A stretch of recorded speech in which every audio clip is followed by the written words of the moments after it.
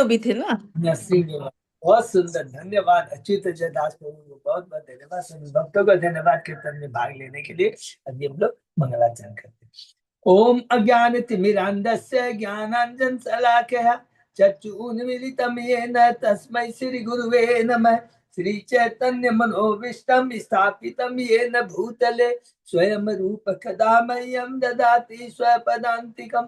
वंदेहम श्री गुरु श्री युद्ध पद कमलम श्री गुरु वैष्णवांच श्री रूपम साग्र जातम सहगण रघुनाथम वितम तम सजीवम स्वादेतम सावधूतम परिजम सहितम कृष्ण चैतन्य देवम श्री राधा कृष्ण पादान सहगण ललिता श्री विशाखा वेदांत च नम ओम विष्णु पादाय कृष्ण प्रेष्ठाय भूतले श्रीमते भक्ति वेदांत स्वामिन इति नामने नमस्ते सारस्वती देवे गौरवाणी प्रचारिणे निर्विशेषा शून्यवादी पाश्चात्य देशतारिणे वांछा कल्पतरुभ्यस्य कृपा सिंधुभ्य एव च पतितानां पावनेभ्यो वैष्णवेभ्यो नमो नमः।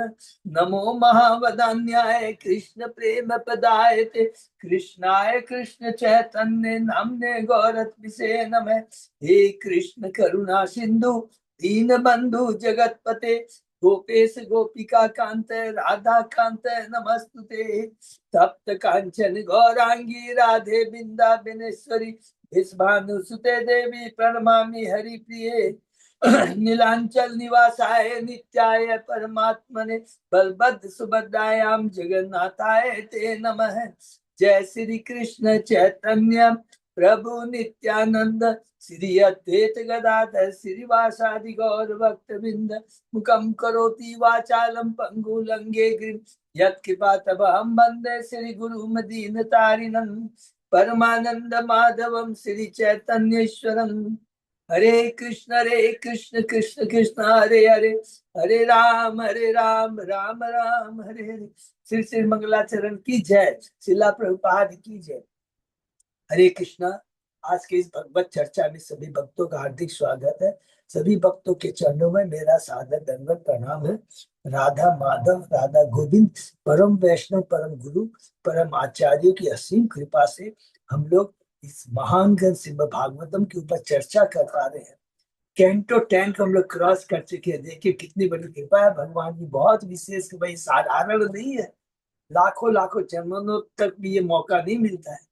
और उसके बाद में तब भगवान, अभी हम देखें कैंटो 11 पूरा तत्व से भरा हुआ है। किस प्रकार जीव को मुक्ति प्राप्त हो सकती है, उसका पूरा का पूरा वर्णन यहाँ पर हम लोग को मिलेगा। 24 गुरुओं के बारे में बताएंगे, 9 यज्ञेंद्र की भक्ति के बारे में बताएंगे, भक्ति के बारे में क्या बताते हैं, और उसके बाद में स्वयं कृष्ण उद्धव को बताएंगे। ये पूरा का पूरा देखेगा, 31 अध्याय तक पूरा ये हम पढ़ेंगे। तो अभी हम लोग ने पहले अध्याय में पढ़ा कि देखो भगवान की सारी लीलाएं जो भगवान ने 125 वर्ष तक इस धरा पर प्रकट होकर की थी, उसका हमने वर्णन किया। अब भगवान जाने वाले हैं। जाने के पहले भगवान अपने जितने भी पार्षद हैं, जितने भी देवलोक से स्वर्ग लोक से लोग आए हैं, उन सब लोगों को पहले विदा करना चाहते हैं। उसके बाद भगवान खुद प्रकट अप्रकट होना चाहते हैं। बहुत सिंपल। उसके बाद में देखा भगवान क्या करते हैं। सबसे पहले यहाँ पर देखेंगे, हमने देखा कि वसुदेव के मन में आता है तो वसुदेव किसको बुलाते, सारे ऋषि मुनियों को बुला करके अपने यहाँ अनुष्ठान करवाते। जब अनुष्ठान पूरा हो जाता है तो सारे ऋषि द्वारका में बाहर में कहीं बैठे रहते, अपने आश्रम में कहीं भी, और वहां पर भगवान लीला करते हैं कि हमारे यदुवंशियों के भक्त कह लीजिए, यदुवंश के जो उनके जो भी संबंधी हैं, उनसे वैष्णव के चरणों में अपराध हो। ये भगवान की योग माया से होता है, याद रखेंगे, महामाया नहीं। जहां भगवान भगवान का भक्त होता है, ये नोट करके रख लीजिएगा, जब भी कोई लीला रहे ये समझ लीजिए ये योग माया महामाया नहीं। हिरण्यकशिपु हिरण्याक्ष भी है, ये योग माया करवा रही है, क्योंकि हिरण्य हमको तत्व मालूम होना चाहिए कि अरे हिरण्यकशिपु हिरण्याक्ष अरे कौन है, कोई साधारण थोड़ी है, जय विजय है। अरे ब्रह्मा जी ब्रह्म विमोहन लीला करते हैं, ये नहीं, सब याद रखना है। भगवान के भक्त है लोग, करवाते हैं, तो भगवान यही लीला करवाते हैं। और से लीला में क्या होता है, मुसल मुसल लीला होती है। हमने पढ़ा कि सामने ऋषियों के चरणों में अपराध करता है, वो अभिशाप देते हैं। भगवान चाहते तो इस अभिशाप को पलट सकते थे, पहले जाके देखिए लास्ट में श्लोक में हिंट भी दे दिया, नहीं भगवान ने ऐसा नहीं किया। फिर दूसरे अध्याय में आते हैं, शीर्षक है 9 योगेंद्रों से महाराज निमि की भेंट। एक दिन अभी नारद जी गए नहीं है, अनुष्ठान हो गया है, अभिशाप दे चुके हैं। अब नारद जी वहीं रहते हैं, किसके यहाँ आते हैं, वसुदेव के पास यहाँ आते हैं। हरि बोल, एक शुद्ध भक्त के यहाँ एक महान नारद जी का शरीर का है, आध्यात्मिक शरीर है। नारद जी का भौतिक शरीर नहीं है, ये याद रखेंगे, क्योंकि उनको भगवान ने चिन्मय शरीर दिया। इसी चलते तो वो ब्रह्मा तीनों लोक में विचरण कर सकते हैं। याद रखें, हम भौतिक शरीर को लेकर आध्यात्मिक शरीर में, आध्यात्मिक जगत में नहीं जा सकते हैं, लेकिन भगवान जा सकते हैं, सॉरी ब्रह्मा जी जा सकते हैं, नारद जी जा सकते हैं। इस सब चीज का थोड़ा तत्व के हिसाब से हम लोग समझेंगे। तो फिर नारद जी को देख करके वसुदेव जी बहुत प्रसन्न होते हैं, कृपा करके मुझे आदेश दीजिए, मैं इस संसार जो संकटों से पूर्ण है, कैसे इससे मुक्त हो सकता हूँ। नारद जी कहते हैं, अरे तुमने तो मुझे मौका दे दिया भगवान के बारे में, अरे आपने तो भगवान के बारे में पूछा ही नहीं है। आपने कहा मैं इस भौतिक जगत से कैसे मुक्त हो सकता हूँ, तो भौतिक जगत से मुक्त होने की तो एक ही दवा है, रामबाण दवा है, भगवान की भक्ति, उसके अलावा कोई उपाय ही नहीं है। तो आपने मुझे भगवान के बारे में कहने का, बोलने का मौका दिया है, और वो बताना शुरू करते हैं कि मैं तुम्हें, हे वासुदेव, नव योगेंद्र और निम्बे महाराज के बीच में जो वार्ता हुई थी ना, मैं उसके बारे में बताता हूँ। नव योगेंद्र कौन, हमने सुना विश्व भगवान के 100 पुत्र में 9 है। और जब एक बार ये नव योगेंद्र निम्बे महाराज के पास आते हैं, निम्बे महाराज बहुत प्रसन्न होते हैं, उनका अवगत करते हैं और उनसे प्रश्न करते हैं। 9 प्रश्न करते हैं, और 9 योगेंद्र में एक एक करके प्रश्न का उत्तर देना शुरू करता है। तो पहला जो है 9 योगेंद्र में, वो कौन है, कवि है, और उनसे क्या प्रश्न पूछते हैं, सर्वोत्तम शुभ क्या है, हरि बोल, सबसे जीवन का जो लक्ष्य है, सबसे बड़ा कल्याण इसके अंदर में हो सकता है, उसका उत्तर देना शुरू करते हैं। कवि क्या उत्तर देते हैं कि भक्ति के बारे में पूछा, सर्वोच्च शुभ क्या है, तो शुभ तभी हो सकता है जहां भगवान और भगवान के भक्तों का गुणगान होता है। कहते हैं कवि, अगर वास्तव में इस भौतिक जगत से भय से मुक्त होना है, तो एकमात्र क्या है, उसको भगवान के चरणों की भक्ति करनी चाहिए। दूसरा, भगवान के जो आदेश है, भगवान का आदेश क्या है, सर्वधर्मान परित्यज्य मामेकम शरणम व्रज। तो जब हम ये कहते हैं, एक एक तत्व को समझते जाएंगे, सर्वधर्मान परित्यज्य का मतलब क्या हुआ, ये जितने भी भौतिक धर्म है, ये धर्म है, लेकिन परम धर्म तो मेरी भक्ति है। इस धर्म का पालन करना है, इसके प्रति आसक्ति नहीं रखना। धर्म क्या है, पुत्र के प्रति, पिता के प्रति, एक राजा का प्रजा, ये सारे धर्म है। लेकिन परम धर्म तो क्या है, मेरे भगवान की भक्ति करना है। जो भक्ति योग स्वीकार करता है, भगवान कहते हैं, बहुत सुंदर बात कहते हैं, अगर वो आंख मूंद कर भी यदि दौड़ेगा तो कभी लड़खड़ाएगा नहीं, गिरेगा नहीं। और उसके बाद में कहते हैं कि जो कुछ भी मेरे पास में, हमारे पास जो कुछ भी, हमारी इंद्रिया, हमारा शरीर है, उसको भगवान की सेवा में लगाना चाहिए। चौथा, और फिर कहते हैं, ये जो मैंने भक्ति की बात तुमको कही है ना, ये किसके माध्यम से, गुरु के, प्रमाणिक गुरु के निर्देशन में करनी चाहिए। 5, तो छठी बात कहते हैं, देखो मैंने भक्ति तो कहा, तो भक्ति कैसे करनी चाहिए, भक्ति का प्रयोजन विधेय क्या है, विधेय क्या है, वो कहते हैं हरि नाम। हरि नाम इतना मंगलकारी है कि एकमात्र हरि नाम से हम कृष्ण प्रेम प्राप्त कर सकते हैं। और उसके बाद में कहते हैं, हमारी दृष्टि के बारे में कहते हैं, दृष्टि क्या है कि कोई भी चीज को भगवान से अलग नहीं देखना चाहिए। हरि बोल। और जो ऐसा करता है तो उसका रिजल्ट क्या होता है, ये लास्ट में कहते हैं, लास्ट करीब श्लोक में तो कहते हैं, जो ऐसा करता है उसको भगवान की भक्ति, भगवान का अनुभव और स्वतः ही असत के प्रति विरक्ति उत्पन्न हो जाती है। उसके बाद में दूसरा प्रश्न करते हैं कि नहीं, नीने महाराज प्रश्न करते हैं अलग अलग जो कोटि के जो भक्त होते उसके बारे में बताइए। दूसरा प्रश्न, पहला जीव का शुभ किसमें, जीव का कल्याण किसमें। तो हम लोग पूरा पढ़ेंगे जिससे कि पूरा याद हो जाए, अच्छी तरह से तत्व भी समझ में आ जाए। तो दूसरा प्रश्न करते हैं कि अलग अलग स्तर के भक्तों के बारे में बताइए। तो उसका उत्तर आप कौन दे रहे हैं, उनके दूसरे नवयोगेंद्र हबीर। हबीर उत्तर देते हैं, कहते हैं तीन तरह के भक्त होते हैं, उत्तम, मध्यम और कनिष्ठ। उत्तम जो भक्त होता है उसमें दो चीज होती है, बहुत ध्यान से सुनिए, हम लोग रिपीट कर रहे हैं। वो हर चीज के अंदर जितने भी वस्तु, आज हम ये कलम यूज कर रहे हैं, बाइक स्टैंड यूज कर रहे हैं, कुछ भी यूज कर रहे हैं, इसके अंदर भगवान को दिखता है। इसका मतलब क्या भगवान को दिखता है, कोई आपसे पूछेगा हम कहेंगे, वो कहेंगे ये भगवान की शक्ति का प्राकट्य है। बिना भगवान के कोई चीज भी प्रकट नहीं हो सकती है। को रिलेट कर लेंगे हम किससे, जब भगवान सृष्टि करते हैं। जब सृष्टि करते हैं तो हम लोग ने पढ़ा था कि सारी चीजें, तमोगुण से क्या होता है, रजोगुण से क्या, सतोगुण से अलग अलग चीजें आती है। क्या क्या हम लोगों ने पढ़ा, पृथ्वी, अग्नि, जल, वायु, आकाश, मन, बुद्धि, अहंकार, ये सारी चीज भगवान से आती है। और इन्हीं चीज से तो ये सारा चीज बनता है। कोई भी चीज आप देख लीजिए, ब्रह्मांड के अंदर कोई भी चीज है, पृथ्वी, अग्नि, जल, हमारा ये शरीर भी पृथ्वी, अग्नि, जल, वायु, आकाश से बना है। और जब शरीर छोड़ते हैं तो वो उसी में परिणत हो जाता है, पृथ्वी, अग्नि, जल, वायु, पांच तत्वों में विलीन हो जाता, हम कहते हैं ना। तो तत्व को समझेंगे, जिससे आया उसी में विलीन हो जाता है। तो इसलिए कोई भी ब्रह्मांड में चीज है वो कृष्ण की है। कृष्ण से अगर कोई चीज को अलग देखते हैं तो ये माया है। तो वही कहते हैं जो उत्तम कोटि का भक्त होता है, हर चीज में भगवान को देखता है, नंबर वन।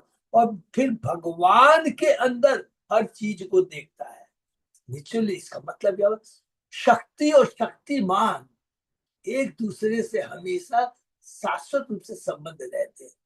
लेकिन फर्क क्या है, शक्ति कभी शक्तिमान के बराबर नहीं हो सकती। तो एकत्व भी हो गया। एकता क्या, एक रूपता क्या है कि दोनों ही क्या, शक्ति शक्तिमान गुणों में एक है लेकिन क्वांटिटी में अलग है। अचिंत भेदा भेद, ये बहुत है। ये होते हैं उत्तम कोटि के भक्त के लक्षण। तो ऐसा क्या होता है, जो सब चीज भगवान के अंदर देखता है उसको और कुछ दिखाई नहीं देता। चींटी को देखता है, अरे ये भगवान का अंश है, कोई इसमें गुण दुर्गुण नहीं है, अरे भगवान का अंश है, हमको देखता भगवान। एक कंस को भी देखेगा, असुर को भी दे, भगवान का अंश है। तो बोलेगा सब तो भगवान के अंश है, अरे मैं किसको प्रीचिंग करूं, मेरे को खुद को प्रीचिंग करना चाहिए, पहले अपने को करेक्ट करना चाहिए। इस लेवल की थॉट होती है। फिर दूसरा कोटि के जो भक्त होते हैं उसको हम याद रखेंगे, चार उसके अंदर में लक्षण बताए गए। ये बहुत इंपॉर्टेंट है हमारी, क्योंकि हमारे लिए पर्सनल, हम लोगों के लिए क्या है। वो पहला तो भगवान की अर्चा विग्रह की पूजा करता है, भगवान के प्रति श्रद्धा रखता है। दूसरा वो क्या है, विग्रह के बाहर जो भगवान के जो भक्त जो प्रचार कर रहे हैं, बराबर के हैं, उनके संग हैंड शेक करता है, माने मित्रता करता है। सीनियर जो है उनको प्रणाम करता है, और जो जूनियर है उनको आशीर्वाद देता है, उन पर करुणा करता है। ये दो हो गए। तीसरा, जो अज्ञानी है बेचारे, असुर प्रवृत्ति के नहीं, अज्ञानी है, भगवान के बारे में ज्ञान ही नहीं, माता पिता ने दिया ही नहीं है ज्ञान, क्या करेंगे। तो उन पर कृपा करता है, उनको बताता कि भगवान। और जो असुर बुद्धि वाले हैं, नास्तिक है, जो भगवान से द्वेष करता है, उनकी उपेक्षा करता है। तो कई बार हम लोग ने पास आता है कि उपेक्षा क्यों करता है, इसलिए करता है क्योंकि हमारे में अभी मध्यम श्रेणी की हमारे में वो योग्यता नहीं है कि असुरों को, नास्तिक लोगों को हम लोग प्रीच करें। तो उनको क्या करना चाहिए, हमें सीनियर के पास भेज देना चाहिए, हमेशा उनकी उपेक्षा करनी चाहिए। ठीक है। तो इसी के ऊपर, मध्यम श्रेणी के ऊपर में हम लोग चर्चा कर रहे थे, उसी तात्पर्य में और आज के पढ़ेंगे हम लोग और चर्चा करेंगे। ओम नमो भगवते वासुदेवाय। ओम नमो भगवते वासुदेवाय। ओम नमो भगवते वासुदेवाय। नारायण नमस्कृत नरं चैव नरोत्तमं देवी सरस्वती व्यासं ततो जयं उदीरये। नस्प्रायेषु भद्रेषु नित्यं भागवत सेवया भगवती उत्तम श्लोके भक्ति भवति नैष्ठिकी। कृष्णाय वासुदेवाय देवकी नंदनाय च नंद गोप कुमाराय गोविंदाय नमो नमः। आराधयो भगवान भजेश तनय ततधाम वृंदावनम रमया काचित् उपासना गजबधु अर्गेण्य कल्पिता। श्रीमद् भागवतम प्रमाणम अमलम प्रेमापुमर्तो महान। श्री चैतन्य महाप्रभो मतम इदम तत् आदरो न पर। हरे कृष्ण कृष्ण कृष्ण हरे हरे, हरे राम राम राम हरे हरे। कैंटो 11 अध्याय 2 श्लोक नंबर 46 चल रहा था प्रभु। 46 चल रहा था। थैंक यू सो मच अच्छी से 46 है। ओके, हरि बसी भक्ति साथ उन मूर्ख व्यक्तियों का प्रबल। हाँ ठीक है, मिल गया आपको। थैंक यू सो मच प्रभु। सिर्फ हम लोग इस श्लोक में किसका वर्णन है? मध्यम श्रेणी के भक्त का है। श्री भक्ति सरस्वती ठाकुर उन मूर्ख व्यक्तियों का प्रबल बहिष्कार करते हैं जो कृपा तथा समदृष्टि के तर्क के आधार पर यह अनुभव करते हैं कि श्रद्धाहीन व्यक्ति भी भगवान का भक्त है, और जो इस तरह से ऐसे अपराधी लोग का हरिनाम सौंपने का प्रयास करते हैं। अर्थात जो नास्तिक है, अरे भगवान का अंश, ठीक है समझ गया, लेकिन जो नास्तिक है उसको हमारे में योग्यता नहीं है कि उसको जाकर के आप हरिनाम के बारे में, हरिनाम की महिमा के बारे में बताएं। दो चीज होती है, एक अरे भाई हरिनाम का तुम जप करो, हरिनाम फोरम नहीं जाता हूँ, अब वहां पर जम के बैठ करके उसको हरिनाम की महिमा का बनाने का ज्ञान शुरू मत कर दीजिए। तुरंत उसको उपेक्षा करिए, चले जाए। आपको जो कर्तव्य करना था कर दिया।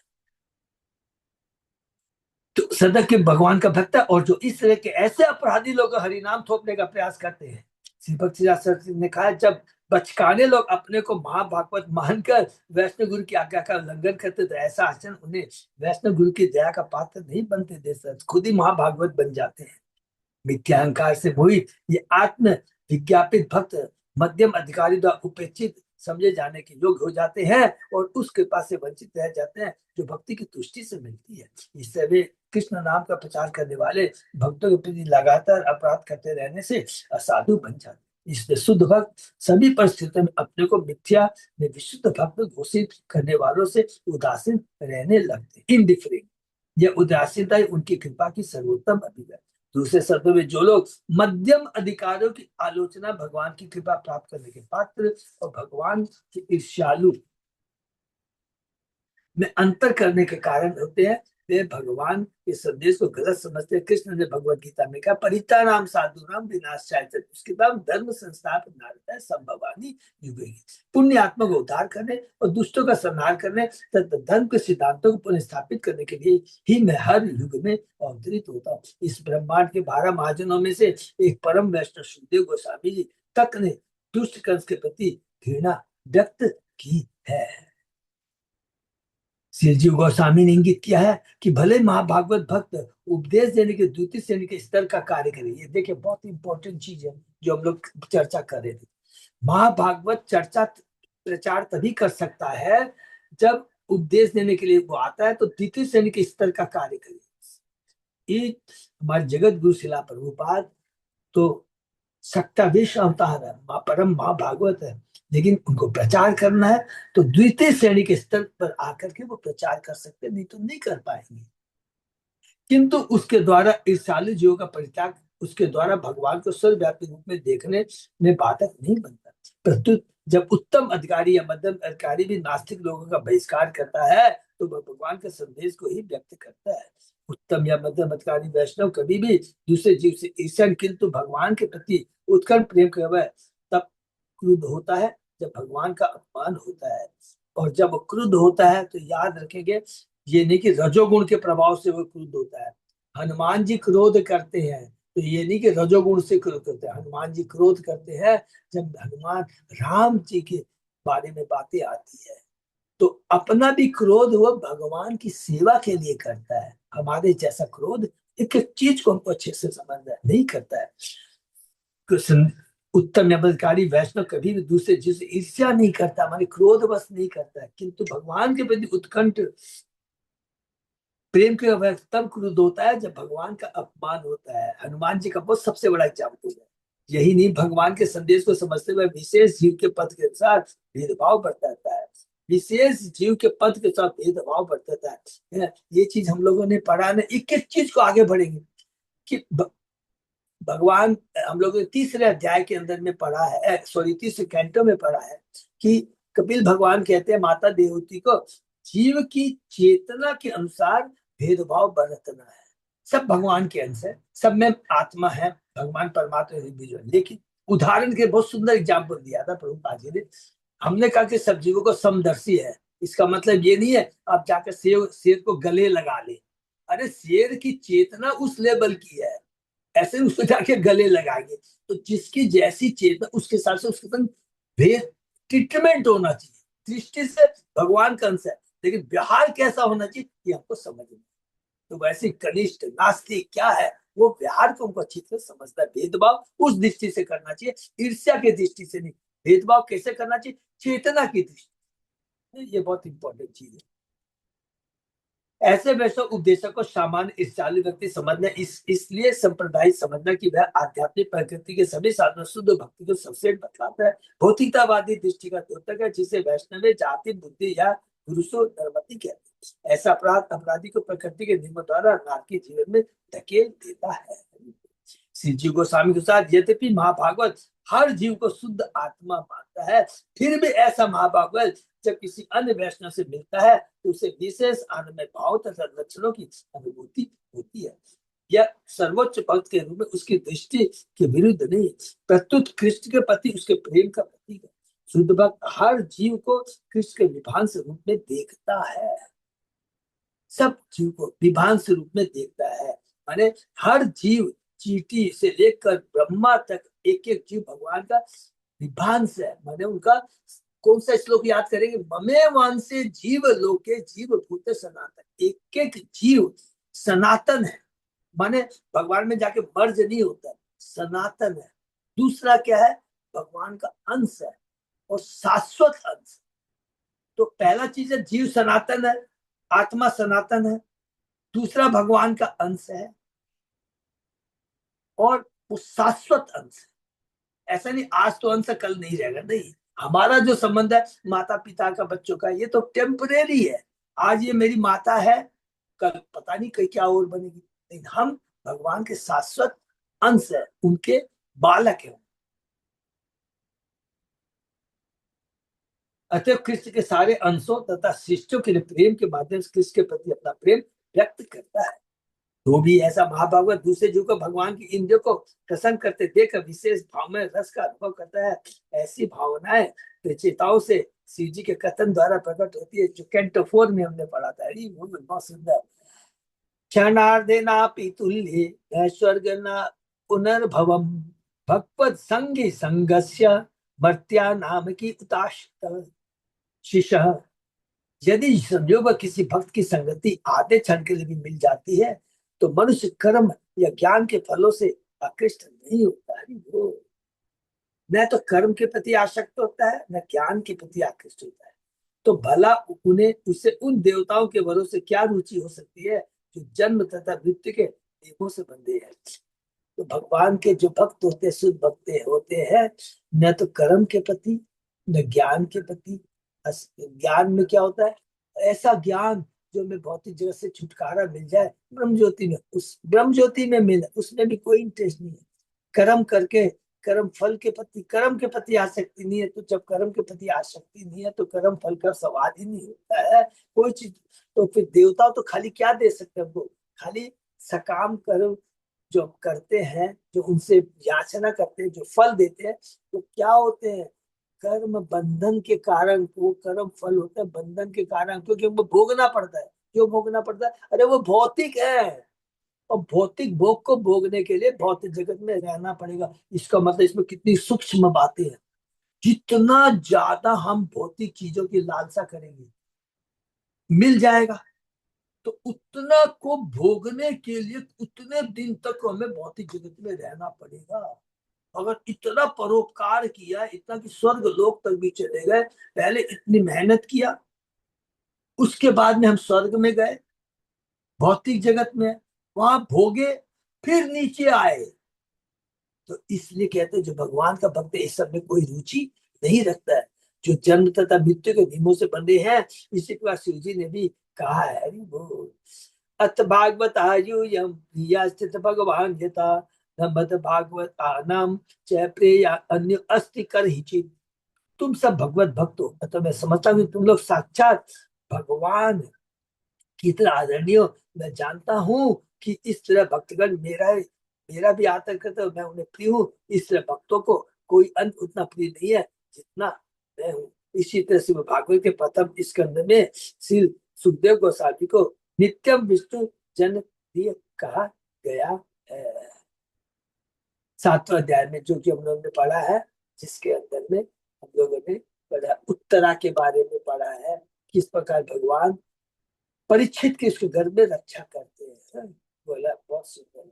सर्वोच्च पद पर वैष्णव के मध्य प्रेम पूर्ण बर्ताव का प्रदर्शन चेतन चेता की लीलाओं में मिलता है। दूसरे शब्दों में यद्यपि वैष्णव हर जीव को कृष्ण के विमान स्वरूप में देखता है, किंतु उसे अपने भाई आचरण में भेदभाव करना चाहिए। हरि बोल। सब चीज कभी भी वैष्णव जो भी भेदभाव करता है चेतना के हिसाब से है, उसकी चेतना के साथ। कौन कनिष्ठ है, कौन मध्यम है, जीवों में माने चाहे वो पशु योनि हो, चाहे वो मनुष्य योनि हो, चाहे वो देवता योनि हो, कोई भी 84 लाख योनि हो, पहला चीज क्या है, वो भगवान का अंश है, चींटी से लेकर ब्रह्म तक। तो पूरा उसके संग में समभाव होना चाहिए, लेकिन चेतना के अनुसार भेदभाव बताना बहुत जरूरी है, जिससे भगवान की सृष्टि के मूल उद्देश्य में कोई व्यवधान न आए। हरि बोल। यह उद्देश्य कि जीवों का सुधार करना, जिससे वे क्रमशः भगवताओं वापस जा सके। शुद्ध भक्त सम दृष्टि का मूर्खता से दिखावा करके ईसाइयों के पास नहीं जानता। अरे ये तो सम दृष्टि रखेंगे, अरे क्या हुआ, भगवान का तो अंश है ना, नास्तिक को भी गले लगाओ, उसको भी नहीं नहीं नहीं। भेदभाव जरूरी है उसकी कलुषित चेतना के अनुसार, ये बहुत जरूरी है। प्रत्युत वह भगवान के उद्देश्य का आदर करता है, जैसे भगवत गीता में ये यथा माम प्रपद्यते तांतस्य भयाम्य। खुद भगवान जब हमारी जिसकी जैसी जैसी भावना होती है, खुद भगवान को उसी रूप में उस पर कृपा प्रदान करते, तो हम कौन सी खेत की मूली है कि हम सोचते हैं कि है। तो ये चीज समझना है। दूसरी ओर यदि भगवान की इच्छा हो तो शुद्ध भक्त सारे जीवों को आदर प्रदान कर सकता है। उदाहरण श्री जी गोस्वामी बताते हैं, उद्धव तथा भगवान के अन्य भक्त दुर्योधन जैसे व्यक्तियों को भी नमस्कार करने के लिए सदैव तैयार है, किंतु मध्यम अधिकारी को उत्तराधिकारी के ऐसे आचरण की नकल नहीं करनी चाहिए। इसको प्लीज अंडरलाइन कर देंगे तो बहुत अच्छा रहेगा। सारा का सारा यह तत्व कह दिया कि हम मध्यम अधिकारी है, तो उत्तम अधिकारी की हमें नकल नहीं। अरे उसने भी तो कृपा की चीज है। अरे चेतन, अरे चेतन बाबू, ये नित्यानंद नित्यानंद बाबू ने तो भी जगह महंगाई को गले लगाया था। चलिए आप भी गले लगाइए जाके। तो उससे मतलब नहीं। इसलिए मध्यम अधिकारियों को उत्तम अधिकारियों के ऐसे आचरण की नकल नहीं करनी चाहिए। और भगवान कर सकते हैं, प्रभुपाद जी कर सकते हैं, हम नहीं कर सकते। श्री विश्वनाथ चक्रवर्ती ठाकुर ने उत्तम तथा मध्य अधिकारियों का अंतर इस प्रकार बताया, अत सर्वभूतेषु भगवत दर्शन योग्यता यस्य कचित अपि न दृष्टा। मध्यम अधिकारी कभी भी सारे जीवों के भीतर भगवान की स्थिति का अनुभव नहीं कर पाता, जबकि उत्तम अधिकारी भगवान के उद्देश्य को पूरा करने मध्यम पद पर कार्य करते हुए भी यह जानता रहता कि प्रत्येक अंततः विस्मरण करने वाला कृष्ण भावना में जीव है। तो प्रभु पाद जी जो भी कार्य करते थे उसकी चेतना के साथ भेदभाव करते, लेकिन अंदर से कभी भी याद रखेंगे, इतना इंपॉर्टेंट पॉइंट है ना, कि घृणा नहीं करते थे, ईर्ष्या नहीं करते थे, अंदर से रोते थे प्रभुपाद कि इनका कल्याण कैसे हो। जैसे माँ होती है ना, जो बच्चा बिगड़ जाता है, बहुत मारती है, डंडा मारती है, बांध देती है, तो क्या अंदर से ईर्ष्या के भाव से करती है कि अंदर से रोती रहती है ये मेरा बच्चा सुधर जाए, सुधर जाए। बाहर से गुस्सा करती है लेकिन अंदर से रोती रहती है, रात भर नहीं सोती है। वही प्रभुपाद जी है, वही भगवान है, चाहते हैं। तो हमको दिखावा नहीं करना। रियल करुणा किसको कहते हैं? इसको कहते हैं दंड दे करके भी ये रियल करुणा है कि कैसे जीव को सुधारा जाए। तो बाहर से भक्त चाहे चार चार प्रकार के आचरण में लगा रहे, जैसे इस श्लोक से उद्योग, अर्थात भगवान की पूजा, भक्तों से मैत्री, अभेद को उपदेश देना, तीसरा तथा असुरों का बहिष्कार। माने ये चार ड्यूटी बताई गई है किसके? मध्यम श्रेणी के भक्तों में। तो देखिए नास्तिक को किस प्रकार उपेक्षा का कितना डिटेल में बताया है, और कंपैरिजन करके बताया है कि कंपेयर नहीं करना शुद्ध भक्त से, उनकी लेवल बहुत हाई है। किंतु यह निश्चित नहीं कि वह मध्यम पद को, क्योंकि उत्तम अधिकारी भी भगवान के उद्देश्य को पूरा करने इन लक्षणों को प्रकट कर सकता है। अर्थात उत्तम अधिकारी मध्यम स्तर पे आकर के प्रचार करता है। इस संबंध में श्री भक्त ठाकुर बताते हैं कि मध्यम अधिकारी अपने को उत्तम अधिकारी का दाहिना हाथ समझे और अन्यों के लाभ हेतु कर्म करने का तथा कृष्ण प्रीति करने में सहायता करने का व्रत ले। हरि बोल। हम लोगों को प्रभुपाद जी जो हमारे उत्तम अधिकारी है, बोल सकते हैं, उनका सपोर्ट करना चाहिए। इसीलिए उन्होंने कहा कि ये हमारा काम है कि हमारे गुरु महाराज ने, जो आचार्य ने जो हमको कहा, उनका राइट हैंड बनिए। और हम लोग जब दीक्षा लेते हैं तो हमने क्या, हम लोग ये लेते हैं, प्रण लेते हैं, गुरु महाराज को चेतन महाप्रभु की वाणी का प्रचार करने में मैं मदद करूंगा। इसको हमको भूलना नहीं है। ये दीक्षा बहुत पावरफुल होती है। कृष्ण प्रेम वितरित करने में सहायता करने का व्रत ले। व्रत ले, ये बहुत इंपॉर्टेंट है। फॉर्मेलिटी नहीं, व्रत लेना होगा।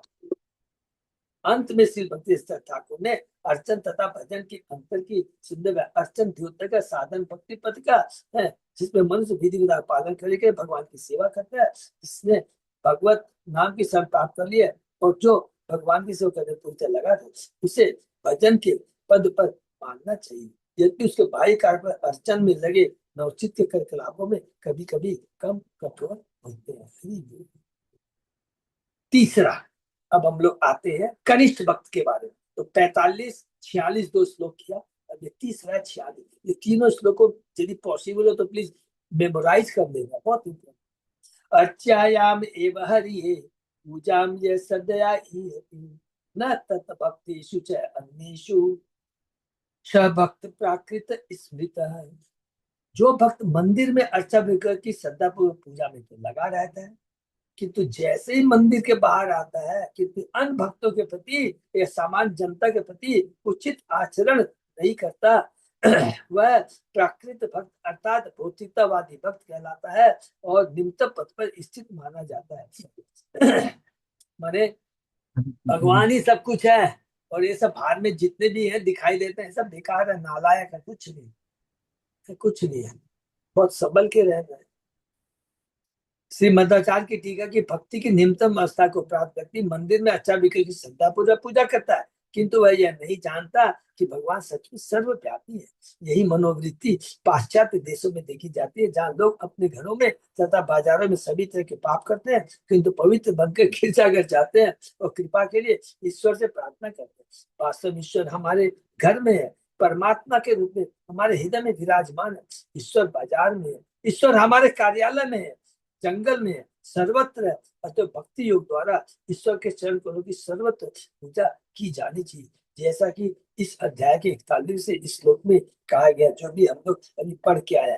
खम्बायुम अग्नि सलील महिश्च ज्योतिषी सत्वानि दिशो मुद्रांधीन सरित समुदांश हरे शरीरम यत्किंच भूतम प्रणमेत अनन्य। भक्त को चाहिए कि किसी भी वस्तु को भगवान किससे पृथक नहीं देखे। सबको याद है ना, किसने कहा था? कवि ने कहा था। हर चीज 41 उद्योग में पहला हमने ये 5वीं शिक्षा दी है, चौथी की 5वीं शिक्षा है कि कोई भी चीज को भगवान से पृथक नहीं देखना चाहिए। शून्य, अग्नि, वायु, जल, पृथ्वी, सूर्य, नक्षत्र, सारे जीव, दिशाएं, वृक्ष, पौधे, नदियां तथा इनमें से जिसका भक्त को अनुभव वह उसे कृष्ण का अंश समझे। सभी वो। इस प्रकार सृष्टि के भीतर भीतर हर वस्तु को भगवान के शरीर के रूप में देखते हुए, अर्थात भगवान का जो निराट रूप उस शरीर में देखते हुए भक्त को चाहिए कि भगवान के शरीर के संपूर्ण विस्तार के प्रति नमस्कार करें। भगवान के महाभागवत भक्त की दृष्टि यही है। श्रीमद माने जो उत्तम भक्त की दृष्टि है, जो हम लोग ने बार बार कई बार चर्चा की। शील मध्वाचार्य कहते हैं कि मध्यम अधिकारी भगवान को सभी कारणों के कारण के रूप में देखता है और इसलिए भगवान के प्रति अपना प्रेम व्यक्त करता है। ऐसा भक्त अन्य भक्तों का सच्चा मित्र होता है, अज्ञानियों पर दयालु करता है, नास्तिकों को बार बार रिपीट कर रहे हैं, प्रभुपाद जी बहुत कृपालु है। जो मध्यम श्रेणी के भक्त है उनके जो 4 लक्षण बताया, भगवान की पूजा करता है, मैत्री करता है भक्तों से, जो अज्ञानी है उन पर कृपा करता है, और जो नास्तिक है उनसे दूर रहता है, उसकी उपेक्षा करता है। फिर भी तद वस्तुम न जानाति सर्वस्य जगतो अपितु, भगवान के सर्वव्यापी तत्व के विषय उनकी अनुभूति अपूर्ण होती है। यद्यपि उसे इस बात का समान ज्ञान होता है कि अंततः हर व्यक्ति को भगवान का भक्त होना है, और वह प्रत्येक वस्तु को किसकी सेवा में, यह जानते हो कि प्रत्येक वस्तु भगवान के लगाने का प्रयास करता है। संभव है कि नास्तिकों की संगति के प्रति वह संभ्रमित हो जाए। युक्त वैरागी के रूप में हर चीज को भगवान की सेवा में लगाने का मतलब हुआ कि कोई चीज को त्यागता नहीं है। लोगों ने 2 चीज पढ़ा था, विरक्ति और त्याग। शायद सबको क्लियर समझ में आ गया। विरक्ति का मतलब क्या होता है कि कोई चीज को त्यागना नहीं है, उसके प्रति जो झूठी आसक्ति है ना, उसको निकालना है। ज्ञानी के अरे ये चीज को त्याग दो, ये चीज त्याग दो, नहीं। बहुत बड़ा, अरे ये भगवान की दी, ये समझो भाई, ये इसका पर्पस क्या है, त्यागना नहीं है, इसका कैसे उपयोग करना है इसे। अच्छा ये शरीर को भी त्याग दो, बेकार है, भौतिक है, नहीं। ये शरीर को कैसे भगवान की सेवा में लगा सके, हर चीज को हमको तत्व से समझना। श्रीमदाचार्य कहते हैं अर्च्यामेव संस्थितम विष्णु ज्ञात्वा तत् अन्यत्र देव जानाति यह पुमान। कनिष्ठ अधिकारी को यह अनुमान नहीं रहता कि भगवान में गिरजाघर या मंदिर के बाहर विद्यमान रहने की शक्ति होती है। खाली मंदिर के अंदर नहीं, मंदिर के बाहर भी। यही नहीं, वो अपनी विधानपुर पूजा से गर्वित होकर आत्मनो भक्ति दर्पता, वह यह कल्पना नहीं कर पाता कि उससे भी बढ़कर कोई पुण्यात्मा या धार्मिक है। उसे यह पता ही माने उस खुद से बढ़कर, इसलिए वह भक्ति के मध्यम या उत्तम स्तर को नहीं समझ पाता, और कभी कभी अपने मिथ्या अहंकार के वशीभूत होकर वह भगवान के उच्च भक्तों की आलोचना करता है, उनकी उपेक्षा करता है, या प्रचारक अथवा पूर्ण स्वरूप सिद्ध होने के उनके पदों का उसे कोई ज्ञान नहीं रहता। माने कनिष्ठ भक्त को भगवान के बारे में, भगवान के भक्तों के बारे में कुछ वास्तविक जो ज्ञान है कि वो कितने महान है, भगवान के जो भक्त है उसका ज्ञान नहीं रहता है। कनिष्ठ अधिकारी का दूसरा लक्षण यह है कि वह तथाकथित महान भौतिकता पुरुषों की भौतिक योग्यताओं पर मुग्ध रहता है। देहात्म बुद्धि से युक्त होने से वह भौतिक ऐश्वर्य आकृष्ट होता है, और इससे वह भगवान विष्णु के पद को निम्न मानता है। इसलिए ऐसा कनिष्ठ अधिकारी विचलित हो उठता है यदि मध्यम अधिकारी भगवान के भक्तों की आलोचना करता है। दया या करुणा के नाम पर कनिष्ठ अधिकारी ऐसे भौतिकतावादी व्यक्तियों के अभक्तिपूर्ण कार्य की संपुष्टि करता है। चूंकि कनिष्ठ अधिकारी भक्ति के उच्च लोक से तथा कृष्ण भावों की असीम दिव्य आनंद से अनज्ञान रहता, अनभिज्ञ रहता है, अतः वह भक्ति को जीवन के धार्मिक पक्ष के रूप में देखता है, किंतु वह सोचता कि जीवन में अनेक भोग्य तथा उचित अभक्तिपूर्ण पहलू है। इसलिए जब कृष्ण को ही सर्वस्व मानने वाला कोई मध्यम अधिकारी अभक्तों की आलोचना करता है तो वह क्रुद्ध हो उठता है। क्या फालतू बात करते हो, अरे कितना देखो ना इसके पास कितना पैसा, क्या योग्यता है, क्या इंटेलिजेंस है। अभी इसके पास जब ये था ना, मेरे संग स्कूल में पढ़ता था ना, केवल ये बड़ी मुश्किल से खा पीता था पाता था, अभी देखो कितनी कंपनियों का मालिक है।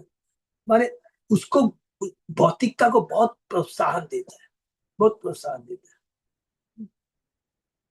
भले वो नास्तिक हो, माइंड नास्तिक, भगवान की पूजा, वो क्या आके बोलेगा, अरे यार तुम क्या जानते हो, सब कुछ क्या भक्त जो खा माने भगवान ने दिया हमको जो भी बेस्ट, माने अत्यंत रजोगुणी, जिसको एकदम प्योर रजोगुणी के अंदर में रहता है। अर्थात ये कनिष्ठ भक्त जो होता है ना, उसके बारे में कहता है कि इस तरह के भौतिकता लोगों को बहुत ग्लोरीफाई करता है, उनकी संगति करता है। मध्वाचार्य कहते हैं कि ऐसे व्यक्ति को कृष्ण में उसकी प्रारंभिक श्रद्धा के कारण भक्त माना है, किंतु यह भक्तार्थम अर्थात निम्नतम स्तर का भक्त होता है। तो क्यों बोलेंगे, इसमें एक समरी में खाली समझ जाएंगे, वो नास्तिक नहीं है, बस ऐसे समझ। नास्तिक नहीं है, वो भगवान को मानता है, बाकी किसी चीज को पत्ता नहीं देता है। यदि ऐसे भोते भक्त अर्चा पूजा के विधि विधान का पालन करते हैं, तो वे उच्च स्तर को प्राप्त करते हुए भगवान के शुद्ध बन जाते हैं। हरि बोल, बशर्ते कि वे अन्य भक्तों के प्रति अपराध नहीं करते, ऐसी दशा में उनकी उन्नति रुक जाएगी। तो शुरू शुरू में क्या है, हम लोग भी है, ठीक है, भगवान के मानते थे, हम भौतिकता में भी बहुत ग्रस्त थे, नहीं नहीं नहीं ये सब इम्पोर्टेंट जरूरी है, जाते थे भगवान को माथा टेक दिया, उसके बाद में पूरा दिन हम लगे रहते थे कि कैसे कमाए, क्या करें क्या करें। चलो धीरे धीरे, एक बार भगवान को तो माथा टेका है ना, भगवान को तो नाम मुंह से जब अनजान में, धीरे धीरे धीरे धीरे उनमें परिवर्तन आ जाएगा, कोई डाउट नहीं है। जो आस्तिक है ना, सबसे इंपॉर्टेंट चीज है, जो आस्तिक है ना, सूनर और लेटर वो 100% धीरे धीरे उसका प्रोग्रेस हो। नास्तिक लवे नहीं लगना चाहिए। सिर्फ मध्वाचार्य कहते हैं, तद भक्ता नाम उपेक्षा कुल विष्णा अपि द्वेषम। जो लोग भगवत भक्ति उपेक्षा करते हैं या उनके प्रति उदासी उदासी बरतते हैं, उन्हें भगवान विष्णु के चरणों का अपराधी मानना चाहिए। हरि बोल।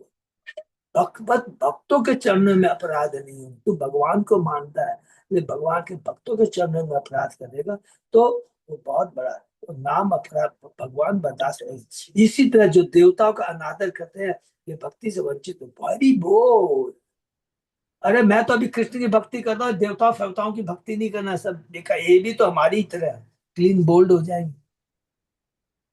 देवता भगवान के भक्त हैं, इंद्र, ब्रह्मा, दुर्गा, ये क्या भगवान के भक्त नहीं? तो भगवान के भक्त नहीं होते तो भगवान इनको क्या स्पेशल पावर दे करके इस भौतिक जगत को चलाने में का योगदान के योगदान में उनको नहीं लेते? कभी ऐसा नहीं सोचना है। और जन्म मृत्यु के चक्र में संसार में पुनः पुनः चक्कर लगाते रहने पर विवश हो जाए। इसलिए जब भी हम लोग कहीं कहीं जाए, रास्ते में मिल जाए, दुर्गा मंदिर है, नमस्कार कीजिए।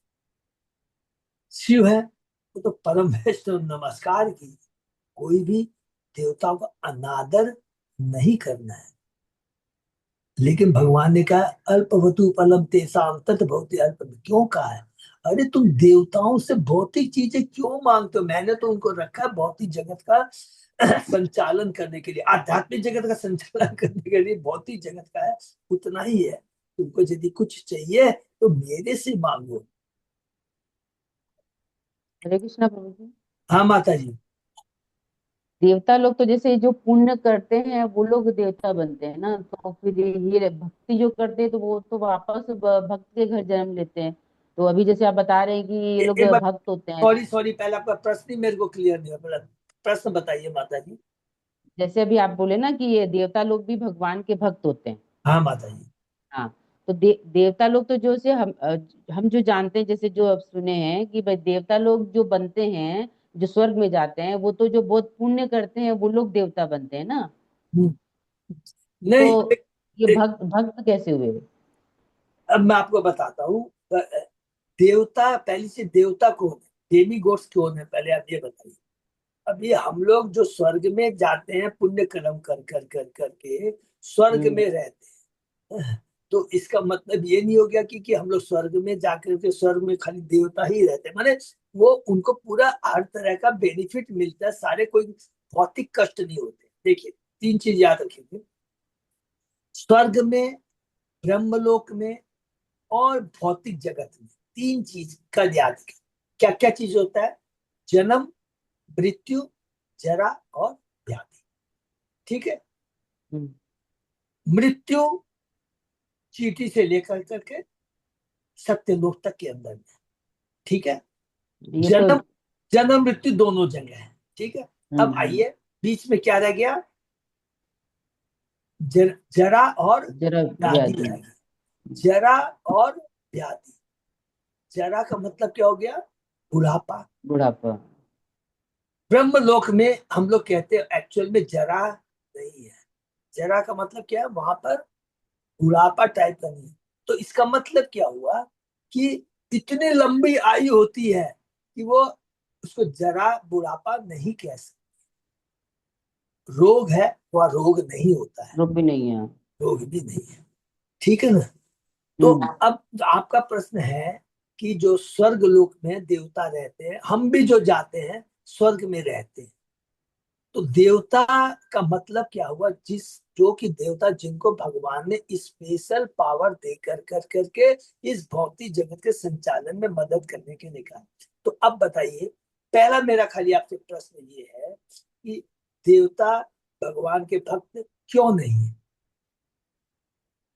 मेरा प्रश्न आपसे ये है हाँ। कि अगर वो भगवान के भक्त नहीं होते तो भगवान उनको स्पेशल पावर क्यों देते। नहीं तो हम जो सुने हैं, जो बताया गया है कि जैसे जो यहाँ पे भौतिक जगत में जो भक्ति करते हैं वो स्वर्ग को हाँ, जाते हैं। तो वो तो वापस यहाँ पे पृथ्वी में जन्म लेके भक्त के घर जन्म लेते हैं, वापस ज्यादा भक्ति हाँ करते हैं, तो वो तब उनको भगवत धाम जाने का मौका मिलता है। लेकिन जो हाँ बहुत पुण्य करते हैं वो देवता बनते हैं, नहीं तो फिर वो भक्त कैसे हुए फिर? नहीं नहीं नहीं नहीं, देखिए देवता एक पोस्ट है। हाँ। आप कभी उसमें कंफ्यूजन नहीं होना है कि जो स्वर्ग को जाते हैं जो देवता है उनमें फर्क हमको करना है।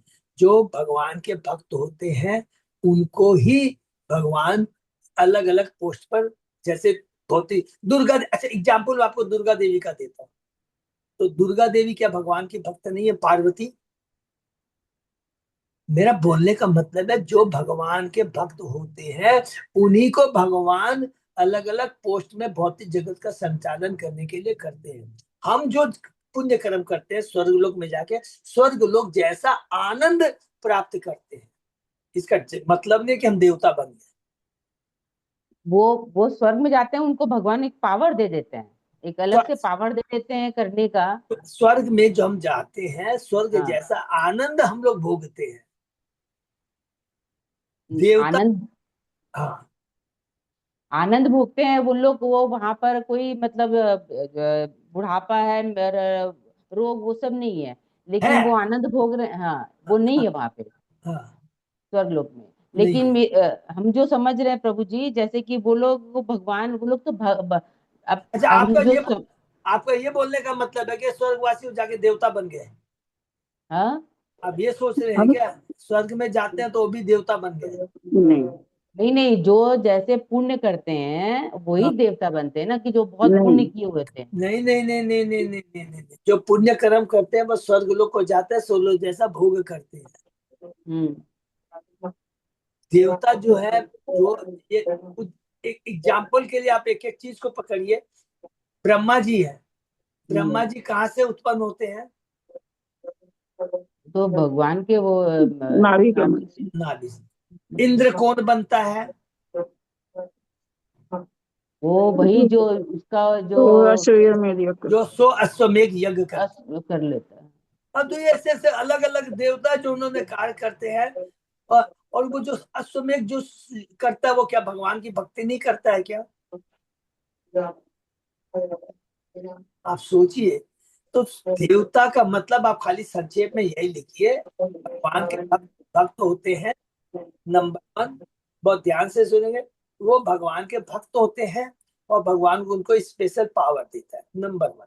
अब जब वो देवता देवलोक में चले जाते, देवता बन जाते हैं, वहां पर इतना ऐश्वर्य रहता है, इतना ज्यादा ऐश्वर्य रहता है कि वो भगवान की भक्ति नहीं कर पाते हैं, लेकिन भगवान का पूरा सम्मान करते हैं। भग, भगवान के परम भक्त, भगवान के भक्त होते हैं। भगवान के वो भक्त होते हैं। नंबर वन, कोई भी ऐसा देवता बता दीजिए जो भगवान का भक्त नहीं होता है। प्रॉब्लम खाली देवताओं के संग में ये रहती है कि उनको जो भगवान ने कार्य दिया है वो केवल भौतिक चीजों से संबंधित कार्य दिया, भौतिक जगत के चलाने में कार्य दिया है। जो कुछ भी उनके पास जो पावर है वो भौतिक है। अगर हम उनके पास में चाहते हैं तो हमको भौतिक फल देंगे। वो खुद भक्ति नहीं कर पाते हैं क्योंकि वहां पर इतना ज्यादा ऐश्वर्य। ऐश्वर्य है, हाँ वो बस तो हाँ, ऐश्वर्य बोल के वो भक्ति नहीं कर पा रहे हैं, वो हाँ, ठीक है। और वो लेकिन देवता ये क्यों बने? देवता क्यों बने? देवता का मैं अलग अलग आपको बता दिया है। इंद्र स्वर्ग का राजा बनता, क्यों बनता? सो अश्वमेध ये करता, अलग अलग है उनको, और सारे भक्त है। कभी ऐसा मत सोचिए कि देवता भक्त नहीं है। तो हम लोग को जो बताया गया जो प्रभु जी, तो फिर ये हमारा थोड़ा सा क्लियर नहीं हुआ कि जो भक्ति करते हैं वो वापस फिर भक्त के घर में जन्म लेते हैं, तो वो फिर वो और वो उसका क्या डिफरेंस हुआ? जो भक्ति करते हैं, उदाहरण हम्म। देके बताऊंगा आपको। मतलब जिनका उद्धार नहीं हो पाया, समझ लीजिए, जो नहीं, भगवत धाम नहीं जा पाए, तो मैं वो आपको वापस भक्त के घर जन्म लेते हैं। मैं उदाहरण देके आपको बताता हूँ, आपको सारा चीज क्लियर हो जाएगा। हम्म। जो अश्वमेध करते हैं, जिनकी इच्छा है कि ऊपर की मेरे को इंद्र बनना है, बहुत ध्यान से, वो यज्ञ करते हैं, अश्वमेध यज्ञ करते हैं, भगवान की भक्ति करते हैं। लेकिन उनका लक्ष्य क्या होता है? गोलोक धाम दाना नहीं है उनको, नहीं। इंद्र का पद चाहिए। एक ये हो गया। दूसरा है कि हमारी सुनीति क्रिया कृपा दात्री माता जी अभी जो भक्ति कर रही है, उसको अश्वमेध नहीं कर रही है, उसको गोल भगवत धाम सॉरी स्वर्ग लोग जाने की इच्छा नहीं है। पूरी मेरी इच्छा है कि मेरी सारी आसक्ति खत्म हो जाए, मैं कृष्ण के चरणों में रहूं। उसके बाद कोई दूसरा लक्ष्य नहीं है। अब दोनों में कंपेयर कर लीजिए। मेरा प्योर लक्ष्य है भक्ति, तो भगवान के उसको उसको क्या स्वर्ग लोग भेजेंगे क्या? अब उसकी भक्ति कंप्लीट नहीं हुई है, सपोज कीजिए, तो भगवान दूसरा उसको जन्म देंगे ऐसी जगह जिससे वो भक्ति कंटिन्यू कर सके। हाँ, वो ठीक है, ये चीज बात तो, ठीक है। हाँ। हाँ, तो ले, भक्त, हाँ, और बोलिए। लेकिन इसमें फिर ये चीज आ रहा है कि जैसे आप बोले कि जो भक्ति कर रहा है वो एक अश्वमेध यज्ञ कर रहा है, वैसे वो कर रहा है अपने आप को, मतलब उच्च पद प्राप्त करने के लिए। यस, तो यस, वो भक्ति नहीं कर रहा है, वो तो फिर एक अपने आप को तपस्या कर रहा है या कुछ वैसा अनुष्ठान कर रहा है कि उसको उच्च लोक प्राप्त हो। तो हाँ, वो तो जो भक्ति करेगा तो उसको तो ये समझ में आ जाएगा ना कि हम भक्ति करके हमको मेरा मतलब लक्ष्य क्या है। तो वो तो जो भक्ति करने वाला रहेगा वो तो लक्ष्य यही जानेगा कि हमको लोग गोलोक धाम जाना है या भगवत धाम जाना है। हाँ, तो वो ठीक है। तो ये उच्च पद प्राप्त करने के हिसाब से भक्ति करने वाला तो ये नहीं सोचेगा ना कि यस, हमको उच्च पद प्राप्त हो। यस, तो फिर वो अगर जैसे आप बता रहे हैं कि वो अश्वमेध यज्ञ किया या कुछ किया वो उच्च पद प्राप्त करने के लिए, तो वो तो भक्ति नहीं हुई उसकी प्रभु जी। उसकी प्योर वो भक्ति तो नहीं है वो। इसको हाँ। ऐसा मत समझिए कि वो भक्त नहीं है। आज वो जितने भी अश्वमेध जब कुछ करना है, भगवान भगवान भगवान मेरे को ये अश्वमेध करना है, भगवान मेरे को ये चाहिए, वो है सकाम। वो तो वही चीज हो गया ना, सकाम सकाम इच्छा, हाँ, जैसे अपने लोग देवी हाँ, देवता से मांगते हैं कि भाई हमारी ये इच्छा पूर्ति हो, वही इच्छा पूर्ति हो। तो वो तो हाँ, उसी हिसाब से कर रहे हैं ना। यस, बिल्कुल वही हिसाब हाँ। से है। हाँ, तो वो उसको उसको क्या भक्त बोला जाएगा? बिल्कुल भक्त बोला जाएगा। भक्त क्यों नहीं बोलेंगे? भक्ति आज तीन समझिए जैसे कोई देवी देवता की पूजा कर रहा है इच्छा सकाम इच्छा के लिए, हाँ, जैसे करता है ना कि सकाम इच्छा के लिए मेरी ये इच्छा पूर्ण हो जाए, तो हाँ, वो जो जो इच्छा पूर्ण के लिए देवी देवता की पूजा कर रहा है उसको भी क्या भक्त बोलेंगे? नहीं, वो देवताओं की पूजा कर रहा है, हम्म। भगवान की नहीं कर रहा है। हम्म। देवताओं से क्या मिलता है? भौतिक चीज मिलते हैं, भगवान से हाँ। भौतिक चीज नहीं मांगता है। और वो चीज भौतिक चीज भगवान से भी मांग सकता है। आप चीज को बहुत ध्यान से सुनिए। भौतिक चीज की लालसा करना देवता भी दे सकते हैं, भगवान भी दे सकते हैं। देवता कौन है? वो भगवान के भक्त हैं। वो ना, आप ऐसे समझिए वो नास्तिक नहीं है, वो आस्तिक है। चलिए ऐसे समझ। है आस्तिक, ठीक है, लेकिन वो तो हाँ, जो अब देखिए जैसे जो पुण्य करते हैं, जो हाँ, लोग पुण्य करते हैं, वो कोई भी स्वर्ग दान लोग को धर्म जाते करते हैं, हैं। तो वो हाँ, भी तो नास्तिक नहीं होते, वो तो हाँ, एक उनमें आस्था रहती है तभी वो पुण्य करते हैं, दान धर्म करते हैं। हाँ, लेकिन वो ये सोच के नहीं करते हैं कि ना हमको गोलोक धाम जाना है, भगवत धाम जाना है, उस हिसाब से वो लोग नहीं करते हैं। वो हाँ, लोग अपनी मान बढ़ाई के लिए करते हैं, या समझ लीजिए कि चलो मेरा जो भी उद्धार है, होगा। चलिए वो हाँ। पुण्य कर्म के लिए ऊपर ऊपर लोग हाँ। पे जाने, ठीक है। हाँ। और बोल आप तीन चीज दोनों को पहले कैटेगरी में रखिए। पहले बहुत ध्यान से सुनिए। सकाम कर्मी, भक्त, ज्ञानी, तीनों का रखिए बगल में। जो सकाम कर्मी होता है वो क्या भक्त नहीं होता है? होता है, क्योंकि हाँ पूछ सकते हैं। वो भगवान के पास भी चला जा सकता है, देवता के पास भी जा सकता है, क्योंकि देवताओं को भगवान ने पावर दिया कि उसको भौतिक वरदान दे सकते हैं। लेकिन इतना कंसेप्ट तत्व में जाइए उधर, तो उसका रिजल्ट क्या होता है?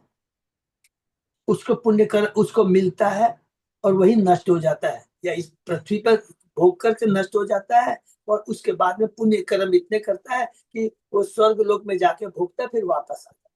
वो हो गया सकाम कर्म।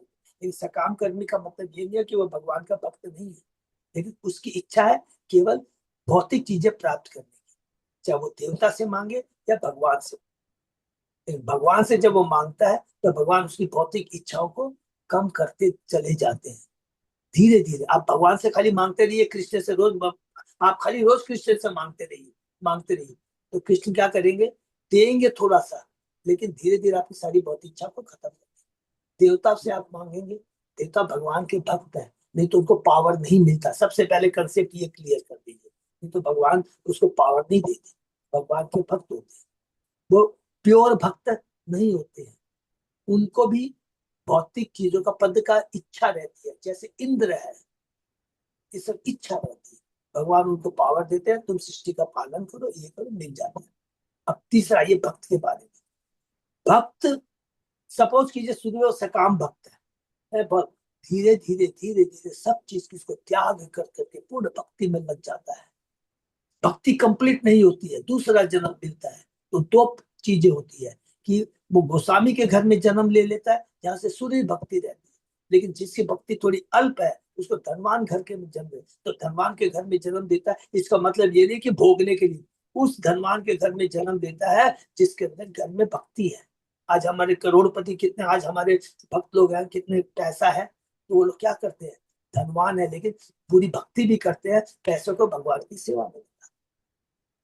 तीसरा, केवल उसने यज्ञ किए हैं, तप, खाली यज्ञ के भोग किया, ये यज्ञ किया है और देवताओं की पूजा, इसकी पूजा, उसकी पूजा, हर दिन ये यज्ञ यज्ञ किया है, उन्होंने जरा भी भक्ति नहीं की है ना। लेकिन इसका मतलब ये नहीं वो भगवान को नहीं मानते। तो भगवान बोलेंगे कि देखो तेरे को मैं स्वर्ग लोक भेज देता हूँ, तेरी अभी ये इच्छा है, तू भोग के आ जा। भगवान, इसका मतलब नहीं है वो नास्तिक है। फिर भगवान बोलेंगे भोग के आ गया ना, अब नीचे आ जा। न्याज करके वो भक्ति में लग जाते हैं।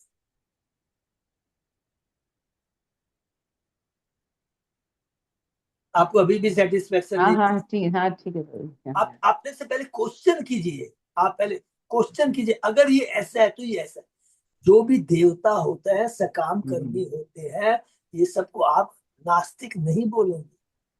नास्तिक कौन होता है? कि जो भगवान को नहीं मानता, भगवान के भक्तों को नहीं मानता, खाली सोचता जो मैं कर रहा हूँ वही सब कुछ है, मैं अपने हिसाब से कर सकता हूँ। और जो सकाम कर्मी है भगवान के पास जाता है। हम लोग सकाम कर्मी नहीं है क्या? अपने एग्जाम्पल लीजिए, हम भक्ति तो आज कर रहे हैं, अंदर में इच्छा नहीं है कि मेरा बेटा का ये हो, मेरा ये हो, है कि नहीं? इच्छा है ना?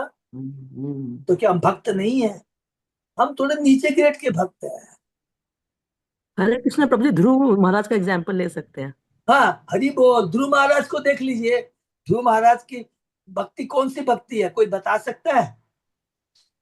ध्रुव महाराज की ध्रुव महाराज की कौन सी भक्ति थी? तमोगुणी की, अर्थ रजोगुणी? होती अर्थ होती है प्रभु जी, अर्थ है अर्थाती ध्रुव महाराज की रजोगुणी उत्तम भक्ति, भक्ति। रजोगुणी भक्ति। सत्वगुण ने भी ये बुद्धि किया था, लेकिन साध्य साधन, साध्य गुण में सही हुआ। सत्वगुण का साथ साध्य गुण में ये नहीं नहीं, ध्रुवराज ने ये किया था। सुनिए ध्रुव महाराज के बहुत ध्यान से सुनेंगे। ध्रुव महाराज ने एक भौतिक इच्छा से वो किया था, भगवान की भक्ति किया, तो उसकी जो भक्ति थी रजोगुणी थी। बाद में, उसके बाद में जिसने भी रजोगुणी भक्ति की है, आप देख लेंगे भगवान ने उसको एक अलग से ध्रुव लोक दे दिया था। ध्रुव लोक तो भौतिक जगत में वो दे दिया था, लेकिन वो भगवान का भक्त है, उसके बाद में वो भगवान के धाम जाता है। जब भी भगवान की भक्ति कुछ करता है, भगवान बोलते देख तेरी इच्छा थी ना, ये तू भोग ले। 26,000 वर्षों से उसने शासन किया, उस 26 की 36 जो भी है, 36,000 जो भी है, उसके बाद भगवान के धाम गया। तो कोई भौतिक चीज को मांगना का मतलब ये नहीं कि वो भक्त नहीं है। देवता ये सब भक्त है। लेकिन चाहत नहीं था प्रभु जी, चाहत नहीं था। सुवर महाराज का चाहत नहीं था, उसका अरे सिंहासन चाह रहा था जो पिताजी का अभी, लेकिन चाहत नहीं था कि हमको 36 साल में दे दीजिए। भगवान का अहित कृपा में 36 साल, 36,000 साल उसको दिया है, लेकिन अरे दोनों ने चाहत नहीं था। अरे हरे कृष्ण भक्त। अरे प्रभु चाहत था करके तो उसने रजोगुनी भक्ति की थी। पहले तो तो सिर्फ मुझे चाहत था सिंहासन का, 36,000 साल का, जब तक करने का नहीं है। अरे वो कोई बात चाहत था प्रभु जी वो तो उनकी उम्र थी। भगवान, वो तो भगवान का अहित कृपा में, अहित कृपा जब भगवान को जो थोड़ा मांगेगा वो ज्यादा देगा, वही प्रूव करने के लिए भगवान उसको बहुत दे दिया। हरे कृष्ण प्रभु। हाँ ठीक है, ओके ठीक है। जो जो भी भगवान ने, ठीक है प्रभु, समझ गए। ठीक है बात है। हाँ हाँ हाँ, कितना एक चीज और पूछ रहे थे प्रभु जी। हाँ बोलिए माता जी। जैसे नारद जी का जो आप बताए कि वो माता जी लगे उनका हुए हैं, आध्यात्मिक एक दो शरीर मिनट है ना। हरे कृष्णा। हाँ बोलिए प्रभु माता हाँ, जी। नारद जी का जैसे आप बताए ना आध्यात्मिक मतलब शरीर है, तो जैसे जब वो महाप्रलय जब होता है तब वो क्या उनमें चले जाते हैं मतलब भगवान के शरीर में, न कि वो मतलब रहते हैं वैसे ही बाहर ही। जब उन पूर्ण प्रलय होती है या आंशिक प्रलय होती है, जब आंशिक प्रलय होती है तो वह गर्भोदय विष्णु के शरीर में चले जाते हैं।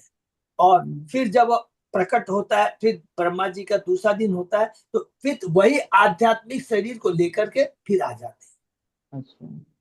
ये सब बहुत तक हम लोग बाद में पढ़ेंगे, वो चीज को, एक एक चीज को समझना है। जब पूर्ण प्रलय हो जाती है तो वो कहाँ जाते हैं, वो कर्णोदय विष्णु के शरीर में विष्णु के जाते शरीर में, हाँ। हैं, वो फिर वापस अच्छा, वो वापस फिर आ जाते हैं। आ जाते हैं। गोलोक धाम प्रभु एज जी इट इज रहता है, गोलोक धाम एज इट इज रहता है। हैं?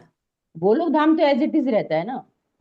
हाँ गोलोक धाम से भौतिक अच्छा, जगह एज का इट तो इज, मतलब हाँ, ही नहीं उसमें है। उसमें जैसे जो भी जाएंगे वो लोग रहेंगे, वो प्रकट महाप्रलय से उनका और कोई मतलब नहीं है। प्रकट और अप्रकट चीज होती है केवल भौतिक हाँ जगत की, हाँ आध्यात्मिक जगत से उसका कोई लेना देना नहीं। हाँ, फिर से सेकंड चीज सुन लेंगे, भौतिक जगत में हम लोग भौतिक शरीर वाले भी हैं और आध्यात्मिक शरीर वाले भी हैं, लेकिन इसका मतलब ये नहीं हो गया कि वो माने भौतिकतावादी। नारद जी हैं, गुरु महाराज हैं, एक एक प्रभुपाद, ये लोग के क्या है, इन लोग को हम लोग यदि बोलेंगे इनका भौतिक शरीर है तो अपराध हो जाएगा।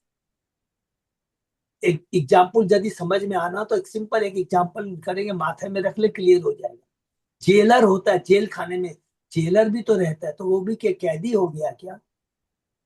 वो कैदी नहीं होता है, वो कैदियों को देखभाल करता है। उसी प्रकार नारद जी, गुरु महाराज, ये सब क्या है, हम जैसे कैदियों को रक्षा के लिए बेचारे भौतिक जगत में रहते हैं। तो नारद जी जैसे प्रभु जी वापस जब वो उनका अवतार होता है तो नारद के रूप में होता है या किसी भी रूप में हो सकता है, फिर वैसे वैसे होता है क्या? नारद जी तो नारद जी के रूप में रहेंगे। वैसे ही रहेंगे ना। हाँ ठीक है ना। हाँ, ठीक। नारद जी बहुत स्पेशल है। हाँ, याद रखे। उनकी जीनी हमने कैंटो 1 के चौथे पांचवें अध्याय को बहुत अच्छे से पढ़ लेंगे। चौथा नहीं, पांचवा जैसे पूर्व जन्म का तो उनका अपने जानते हैं ना, जैसे कि वो दासी पुत्र थे। हाँ, दासी पुत्र थे, तो वही उसी हिसाब से हम पूछ रहे थे। हाँ हाँ हाँ हाँ, उसके, फिर जब जन्म होगा तो वैसे कुछ नहीं होगा, डायरेक्ट वो नारद जी के रूप में ही होंगे। यस यस बिल्कुल बिल्कुल, कोई भी माता पिता के गर्भ से नहीं है, सीधा नहीं होगा। गर्भोदय विष्णु है वापस। ठीक है ना। अरे कृष्ण, हाँ आपको प्रभु, पहले ये क्लियर हुआ ना, देवता सबसे पहले चीज को कंसेप्ट लेंगे, देवताओं का बहुत सम्मान करना है। अभी हम लोग कहाँ पर विराम किए थे प्रभु, थोड़ा नोट कर लीजिएगा। देवताओं का बहुत आदर करना चाहिए, देवता भगवान के भक्त है। एक कॉमन सेंस की बात एक याद रखिएगा, जिसको पावर इतना मिला हुआ है वो अभक्त कैसे होता है? असुर को कोई शासन, भौतिक जगत का शासन करने के लिए देंगे क्या? भक्त ही, लेकिन प्योर भक्त नहीं है। नहीं। प्योर भक्त इसलिए नहीं है ना कि, इसलिए नहीं है, हम अपना एग्जाम्पल आपको बता देते हैं, ये गारंटी से बोलता हूँ। अभी हम लोग सब भक्ति कर रहे हैं ना, आप केवल 20 दिन, 1 महीना, जो भी एक बहुत ऐश्वर्यवादी उसके बीच में जाके रह जाइए, खूब टाट बाट से रहिए। 1 महीना शादी में चले जाइए, जिसकी अरबपति की शादी है। आप सब भक्ति तो हैं, आप भक्त तो हैं, लेकिन वो रईसी आप भी यूज करना शुरू कर हाँ, दें और भूल जाएंगे कि मेरे को इस तरह रोज उठकर मंगला आरती करनी है, इसका मतलब आप क्या भक्त हो गए क्या? तो देवताओं का भी वही हाल है, इतना ऐश्वर्य में रहते हैं, भूल जाते हैं। इसीलिए भगवान ने कहा भक्त के पास, इसीलिए हमको एक शिक्षा है कि हम लोग हर पल शुद्ध भक्त के संग की प्रयास करें। अगर हमारा कोई रिलेटिव या दोस्त करोड़पति अरबपति है, बुलाता है, नमस्कार कर दीजिए, सम्मान उसका कीजिए। ऐसा नहीं कि उसको झिड़क दे, उसको सम्मान कीजिए, उससे दूर रहिए। अभी जैसे मेरे को एक शादी का जस्ट बता रहा हूँ, एक ऑफर मिला, बहुत बड़ी शादी है, 10-11 तारीख को। हमने उसको हाथ जोड़ दिया, बहाना मार दिया, हम लोग नहीं आ पाएंगे, ये कारण है, ये कारण। अब जाएंगे तो ऐसे नहीं हम इतनी तोप की चीजों की हमारे को असर नहीं पड़ेगा, 100% असर पड़ जाएगा। कितना ही आप अच्छे से अच्छा विश्वामित्र को देख लीजिए, अच्छे अच्छे लोग को देख लीजिए, सौबरी मुनि को देख लीजिए। हाँ बोलिए प्रभु। प्रभु जी, ये जो अगला पूर्व जन्मों का जो कर्म धर्म जो होता है, जो याद करने के, आज के दिन में याद करने के लिए हमको कर्मों का वो डिपेंड करना पड़ता है ना भगवान का कृपा में डिपेंड करना पड़ता है? क्या चीज ये बोल रहे हैं, सपोज आज हम दिन में है, आज हम अगला जन्म पूर्व जन्म में कोई चीज याद करने के लिए मेरा जो जो बीता हुआ जो प्रारब्ध को डिपेंड है ना, आज के दिन भगवान का कृपा पर, कृपा का ऊपर हमको डिपेंड करना पड़ेगा। हरे कृष्ण। तो मैं नहीं समझा पर आपका प्रभु। प्रभु हमने फिर बता रहे हैं, आज हम आज के दिन में आज अच्युतानंद प्रभु रिपीट कर रहे हैं। हाँ प्रभु ये बोलना चाह रहे हैं कि जैसे हमको जो दूसरा जन्म मिलता है वो हमारे प्रारब्ध या कर्म पर डिपेंड करता है या भगवान की कृपा पे भी डिपेंड करता है? वो भगवान की कृपा तो दोनों में ही है। भगवान की कृपा का मतलब क्या हुआ? पहला चीज तो ये पूछना है, भगवान की कृपा हमने पढ़ा गीता के 90 अध्याय का 29वां श्लोक पढ़िए। भगवान समदर्शी है। कृपा का मतलब पहले ये समझिए क्या हुआ। कृपा का मतलब है जैसे हमारे कर्म होंगे उसके अनुसार भगवान ही देंगे शरीर। बरसात तो होती है, सब जगह समान होती है, लेकिन कहाँ पे कहीं पर कांटे उगते हैं, कहीं पर फूल उगते हैं, तो क्या बरसात की गलती है क्या? हमारे उस कृपा को भगवान ने जो सुविधा, उसका जैसा हम लाभ उठाएं या अल्प स्वतंत्रता का दुरुपयोग करें या सदुपयोग करें, अर्थात समरी में हमको जो भी अगला जन्म मिलेगा भाग प्रभु हमारे कर्म के अनुसार मिलेगा। समझ गया, पूरा क्लियर हो गया। यस, हरे कृष्ण। कभी भी भगवान को दोष नहीं देंगे। माँ तो अपने 5 बच्चों को सामान खिलाती है, सब कुछ करती है, 1% मैं टोटली अपना कर्म फल तो अपना डिपेंडेबल है। हरे कृष्ण। यस, अब स्वतंत्रता का हम कैसे मिसयूज करते हैं या सदुपयोग करते हैं, ठीक है ना? हरे कृष्ण। हरे कृष्ण। प्रभु जी। हाँ प्रभु बोलिए। आप प्रभु एक छोटा क्वेश्चन हमें पूछा था प्रभु जी। हाँ बोलिए प्रभु। प्रभु जी, जो भक्त है जो गोलोक धाम जाने के लिए एलिजिबल हो गया, हाँ तो वो तो गोलोक धाम ही जो है वो चाहेगा वो। यस। तो प्रभु जी, ये जो देवता जो मतलब यानी कि चाहे उनको पावर दी या जो कुछ भी है या जो मतलब जो है वो, हाँ। तो क्या वो उनका लेवल हम उन भक्तों से थोड़ा कम समझे या क्या समझे उनको? उनका लेवल, जो भक्त जो गोलोक धाम जाने के लिए एलिजिबल हैं, हाँ, हम उनको कम समझे या क्या समझे उनको? ज्यादा, देवता से ऊंचा समझिए उनको प्रभु।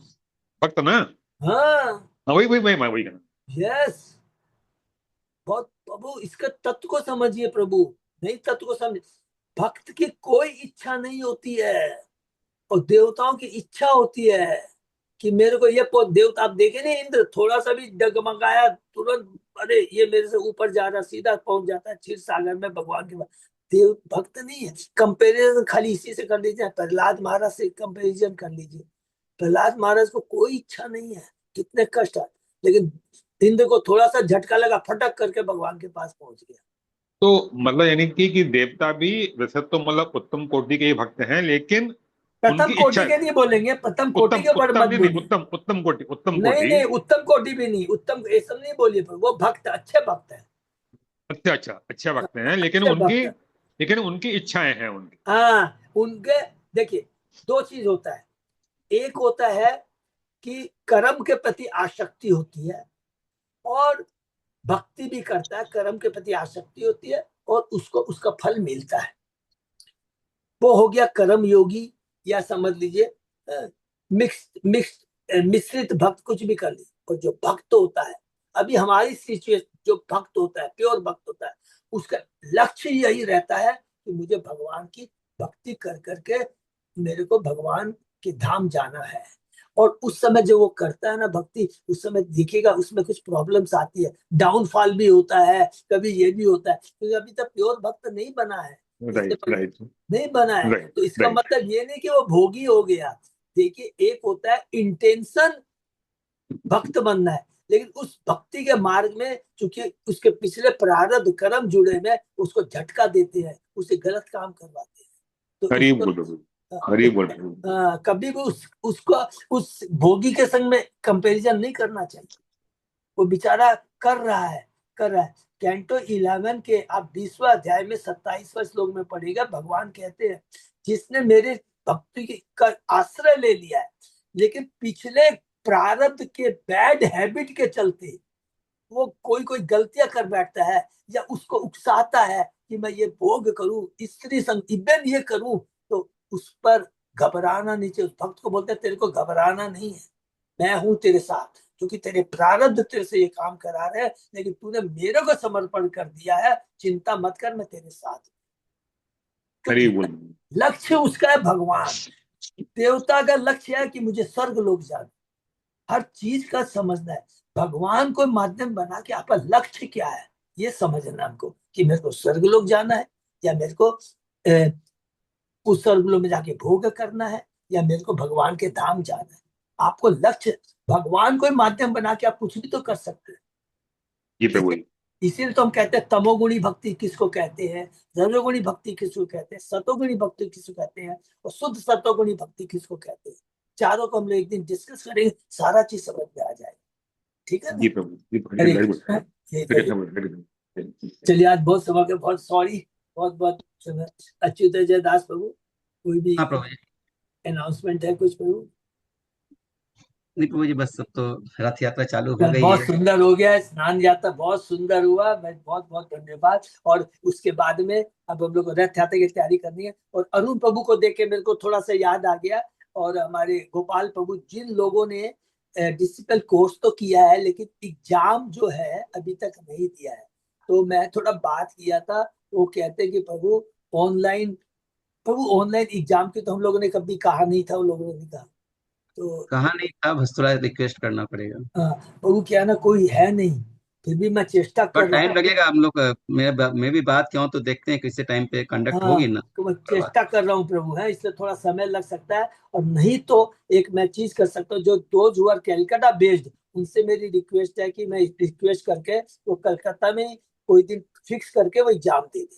और अरुण प्रभु चूंकि इज आउट ऑफ कैलकाटा, उनके लिए मैं स्पेशल रिक्वेस्ट मांगूंगा। तो ये लेटेस्ट अपडेट है जो सबको मैं कर। Hare Hare Krishna thank you.